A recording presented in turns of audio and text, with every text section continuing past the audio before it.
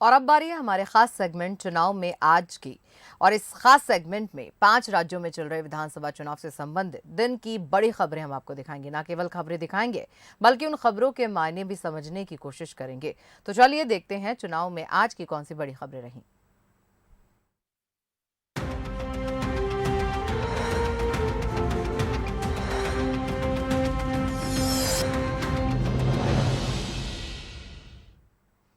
मुख्यमंत्री योगी आदित्यनाथ ने शुक्रवार को गोरखपुर सदर सीट से चुनाव लड़ने के लिए पर्चा दाखिल किया। 5 बार से सांसद योगी पहली बार गोरखपुर में शहर सीट से विधानसभा चुनाव लड़ रहे हैं। इस सीट पर 33 सालों से भाजपा का कब्जा है। योगी के नामांकन में खुद गृह मंत्री अमित शाह और यूपी चुनाव प्रभारी धर्मेंद्र प्रधान मौजूद रहे। ये पहली बार है जब शाह किसी के नामांकन में शामिल हुए हैं। नामांकन के बाद अमित शाह गोरखनाथ मठ पहुंचे और यहां पर पूजा अर्चना की। नामांकन रैली में जहां योगी आदित्यनाथ ने अपनी सरकार के कामकाज गिनाए, तो वहीं अमित शाह ने दावा किया कि इस बार भी बीजेपी यूपी में 300 से ज्यादा सीट जीतेगी। महायोगी भगवान गोरखनाथ की इस पावन धरती पर आज मुझे हमारी पार्टी के द्वारा गोरखपुर नगर विधानसभा क्षेत्र से नामांकन करने के लिए अधिकृत किया गया है। भाइयों बहनों, उत्तर प्रदेश में 5 वर्षों के दौरान भारतीय जनता पार्टी की डबल इंजन की सरकार ने आदरणीय प्रधानमंत्री जी के मार्गदर्शन और उनके नेतृत्व में जीवन के प्रत्येक क्षेत्र में जब तक उत्तर प्रदेश का विकास नहीं होता, देश का विकास असंभव है। हर गरीब के लिए घर बनाने की योजना भेजी, हर गरीब महिला को गैस का सिलेंडर देने की बात करी, हर गरीब के घर में बिजली पहुंचाने की बात की, हर गरीब को 5 लाख तक का सारा स्वास्थ्य का खर्चा फ्री ऑफ कॉस्ट हो जाए। और इस पूरी खबर पर हमारे साथ चर्चा करने के लिए इस वक्त हमारे साथ जुड़े हुए हैं विशेष संवाददाता शैलन सिंह राजपूत। उनसे हम चर्चा करेंगे। शैलन जी, आपसे यही जानना चाहते हैं कि योगी कितने उपयोगी, और वो भी ऐसी सीट जो कि भाजपा की पक्की पकाई सीट है, क्या कहेंगे आप? देखिए, योगी कितने उपयोगी, इसी लाइन में सब कुछ छिपा हुआ है। देखिए, गोरखपुर से योगी आदित्यनाथ को लड़ाने का फैसला इसलिए किया गया कि पूर्वांचल को संभालना था बीजेपी को, जहाँ पर इस समय जाति समीकरण बिगड़ा हुआ है और स्वामी प्रसाद मौर्य के समाजवादी पार्टी में चले जाने से। तो जो पहले चर्चाएं थी कि वो अयोध्या से लड़ेंगे या मथुरा से लड़ेंगे, इसलिए बीजेपी ने फैसला लिया उनको गोरखपुर से लड़ाने का, क्योंकि अगर वो अयोध्या या मथुरा से लड़ते तो फिर बात कहीं फंस सकती थी कि उनको वहाँ ज़्यादा टाइम देना पड़ता। तो योगी वो सबसे उपयोगी है इस समय, उनको जिस तरह से प्रोजेक्ट किया जा रहा है।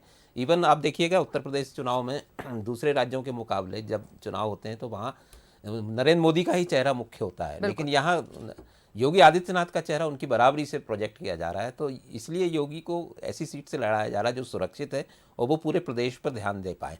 और दूसरी बात है कि जो जाति समीकरण बिगड़े हैं, जैसे पश्चिम में जाटों के नाराज होने से किसान आंदोलन के कारण जो खतरा बीजेपी महसूस कर रही है, वो यहाँ पर कुशवाहा और सैनी वोटर हैं, उसको लेकर खतरा महसूस कर रहे हैं। इसलिए योगी का उपयोग वो पूर्वांचल में ज़्यादा से ज़्यादा करना चाहती है, इसलिए योगी के यहाँ से लड़ाया जा रहा है। जी जी शैलन जी, जिस तरह से हम ये देख पा रहे थे कि जो 3 दिग्गज नेता साथ में मौजूद थे, आप जिस तरह से बता रहे हैं कि योगी वाकई में बहुत उपयोगी हैं और इसीलिए प्रोजेक्ट किया जा रहा है।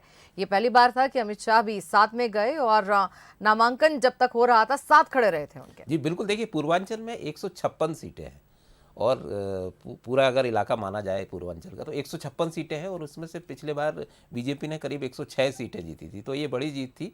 तो ये अगर नुकसान यहाँ पर उठाती है बीजेपी तो उसको काफ़ी नुकसान हो सकता है पूरे ओवरऑल यूपी में चुनावों में। तो इसलिए अमित शाह भी देखिए उनके साथ पूछे, अमित शाह और बीजेपी पूरा ये संदेश देना चाहती है कि पूरा संगठन योगी के साथ है और पूरे दम से वो चुनाव लड़ रहे हैं। इसलिए वोटर तक कोई ऐसा संदेश ना जाए जिस तरह से समाजवादी पार्टी ने एक मैसेज पूरे उत्तर प्रदेश में फैलाया कि ओबीसी के खिलाफ बीजेपी ने काम किया है। तो इस संदेश को पूरी तरह से काउंटर करने के लिए बीजेपी के तमाम बड़े नेता पहुंचे वहां पर और योगी आदित्यनाथ के साथ खड़े रहे। जी शरण जी, आप हमारे साथ बने रहिए। अभी तो खैर हमने उत्तर प्रदेश की सियासत की बात की, लेकिन अब रुख जरा करेंगे हम पंजाब का भी। लेकिन आपको अभी जो हम बता रहे हैं वो यही बता रहे हैं कि योगी वाकई में उत्तर प्रदेश के लिए कितने उपयोगी हैं, तो इसी को लेकर हम चर्चा कर रहे हैं। खैर, अभी पंजाब की सियासत पर भी नजर डाल लेते हैं। अमृतसर में नवजोत सिंह सिद्धू ने कांग्रेस के हाईकमान पर निशाना साधा है। सीएम चेहरे की घोषणा से पहले ही सियासी गर्मी यहां बढ़ती दिख रही है, और इसी बीच नवजोत सिंह सिद्धू का एक बयान भी सामने आया है, जहां उन्होंने कांग्रेस के हाईकमान पर तंज कसते हुए कहा कि ऊपर वाले तो चाहते हैं कि कोई कमजोर मुख्यमंत्री बने। आपको बता दें कि कांग्रेस 6 फरवरी को सीएम चेहरे की घोषणा करेगी। वहीं सीएम चेहरे को लेकर नवजोत सिंह सिद्धू और सीएम चरणजीत चन्नी के बीच में जो है मुकाबला चल रहा है। ਇਹ ਤੇ ਕੁਝ ਨਹੀਂ ਚਾਹੁੰਦੇ ਮਹਾਰਾਜ, ਉੱਪਰ ਵਾਲੇ ਤਾਂ ਚਾਹੁੰਦੇ ਆ ਕੋਈ ਕਮਜ਼ੋਰ ਜਿਹਾ ਮੁੱਖ ਮੰਤਰੀ ਹੋਵੇ ਜਿਹੜਾ ਇਹਨਾਂ ਦੀ ਤਾਲ ਦੇ ਉੱਤੇ ਨੱਚੇ, ਤਾਥਾ ਤਈਆ ਫਿਰ ਉੱਤੋਂ ਕਹਿਣ ਨਾਚ ਮੇਰੀ ਬੁਲਬੁਲ ਕੇ ਪੈਸਾ ਮਿਲੇਗਾ, ਕਹਾਂ ਕਦਰਦਾਨ ਹਮਾਰੇ ਜੈਸਾ ਮਿਲੇਗਾ। ਪਹਿਲਾਂ ਬਾਹ ਮਰੋੜ ਲੈਂਦੇ, ਜਦੋਂ ਆਈ ਕਰਦਾ ਫਿਰ ਛੱਡ ਦਿੰਦੇ। ਕੀ ਇਹੋ ਜਿਹਾ ਮੁੱਖ ਮੰਤਰੀ ਚਾਹੁੰਦੇ ਹੋ ਤੁਸੀਂ? शरण जी, आपसे हम यही जानना चाहेंगे इस पूरी खबर पर। दो सवाल साफ साफ निकलते हैं। एक तो सिद्धू साहब ने सीधे सीधे सीएम चरणजीत चन्नी के कामकाज पर, उनकी पूरी पर्सनालिटी पर एक सवाल खड़ा कर दिया है। दूसरी बात, गांधी परिवार से खुली बगावत के मूड में है, क्या कहेंगे आप? देखिए, चन्नी से बड़ा सवाल उन्होंने हाईकमान पर किया है, यानी गांधी फैमिली पे किया है। अगर आप मतलब एक प्रदेश का अध्यक्ष संगठन का अगर हाईकमान पर इस तरह से सवाल उठाता है तो कांग्रेस के संगठन की स्थिति को आप समझ सकती हैं। सिद्धू पूरी तरह से एक ही मकसद लेकर कांग्रेस में आए थे, उनको सीएम का पद चाहिए और सारे प्रयास उनके वही रहते हैं। और जिस तरह से सर्वे चल रहा है, 6 फरवरी को सीएम के चेहरे की घोषणा होने वाली है, लेकिन सिद्धू उसमें पिछड़ गए हैं, ये उनको भी पता है। चन्नी 3-4 वजह हैं जिसके कारण चन्नी आगे आ गए हैं।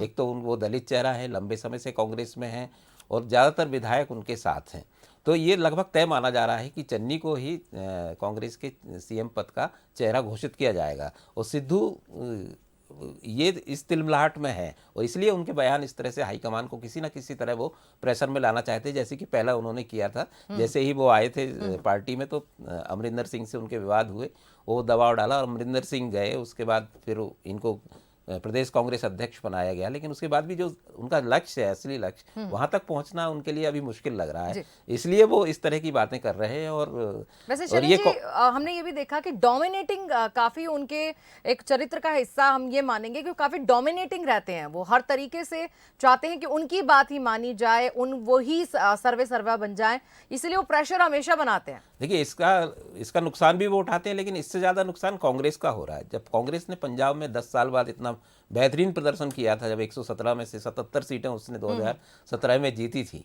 और अच्छी पोजीशन में थे, लेकिन सारा जिस तरह से सिद्धू को लेकर आए, किस कमिटमेंट के साथ लेकर आए, ये अंदर की बातें हैं। लेकिन सिद्धू के आते ही संगठन में खलबली मच गई और कांग्रेस अभी बहुत अच्छी स्थिति में वहां पर चुनाव में नहीं है, जबकि पिछले बार उसका प्रदर्शन बहुत अच्छा रहा था। तो ये खामियाजा तो सिद्धू तो भुगतेंगे ही और कांग्रेस सबसे ज्यादा भुगतेगी। जी शरण जी, आपका बहुत बहुत शुक्रिया हमारे साथ जुड़ने के लिए, अपने विचार हमारे साथ साझा करने के लिए। तो आज के हमारे इस बुलेटिन में बस इतना ही। दीजिए इजाजत, नमस्कार।